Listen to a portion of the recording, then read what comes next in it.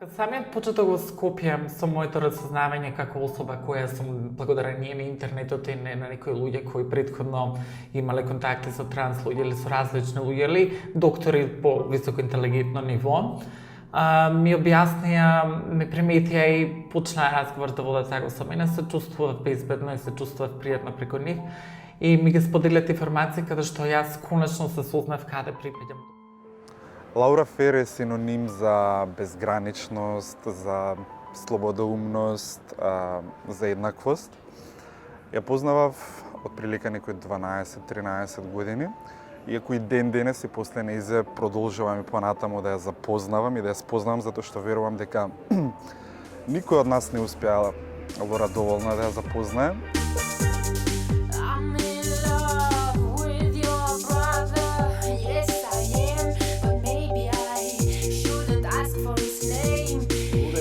Пред 15-20 години, значи пред 2 децении, и беше една од ретките личности која во тоа време, збориме пред 2 децении, се имаше прифатено себе си, ги имаше надминато тие препреки, тие предрасуди и стереотипи кои сите нас, кои се идентификуваме како различни од она што е нормата во општеството, за да се прифати себе си и да може да се реализира со целиот свој потенцијал.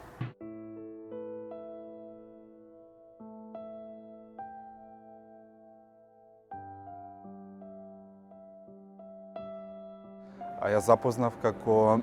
основач и движечка сила на СТАР, првиот колектив на сексуални работници на Балканот, но пред се најпрво ја запознав како другарка. Нашето заедништво, нашето другарување и пријателство можеби беше и клучно за да издржиме на тој пат и за да продолжиме. Бев горда што ете ме одбрала мене да му покаже на светот дека е силна и дека заедно со мојата сила можеме да ги урнеме сите граници и сите